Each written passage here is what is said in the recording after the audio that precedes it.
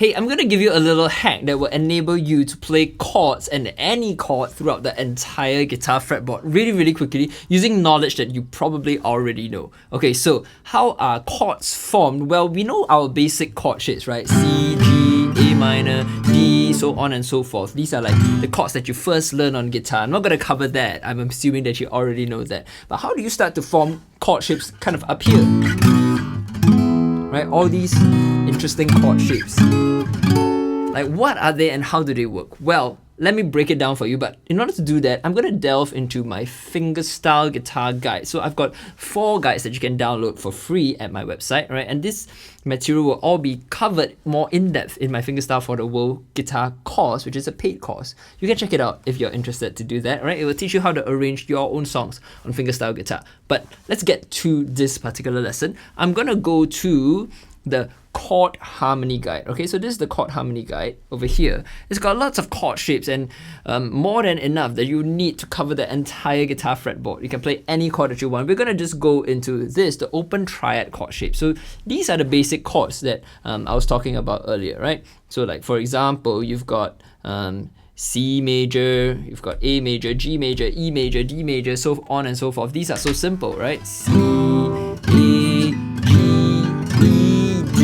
right? Now, what we can do with these chord shapes, it applies to minor chord shapes, by the way, all right? But we kind of just stick to the major for this lesson. It's easier.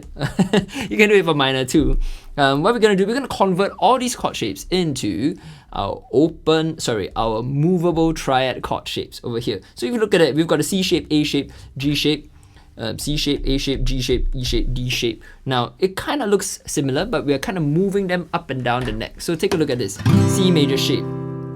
What I'm going to do, I'm going to change my fingering. If I move it up the neck again, right, it's still a chord, but now, because I've moved it up and down the neck, it's a different chord, but it's retaining that shape. So C major chord, the lowest root note, the root note here is a C. If I move it all the way up here, where the root note is an E, it becomes an E major chord. If I move it here, where the root note is a D, it becomes a D major chord. Same, let me do one more. I can do it for the E shape, right? This is the E chord, normal E chord.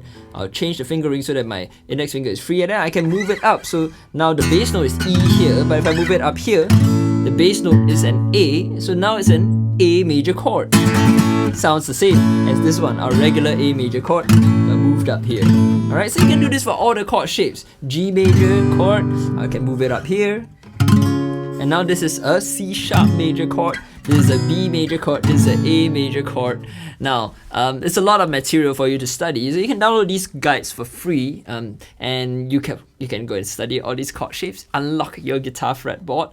But if you really want to take it step by step with me, then of course, hours and hours of material that will be in my Fingerstyle for the World course, and I think that will be really interesting for you. Okay, so let me just do one more. So let's say we take our, let's do the A minor shape, alright, this one over here. So if you look at this shape here, basically what I've done is I've taken the A minor shape, right? We all know the A minor shape.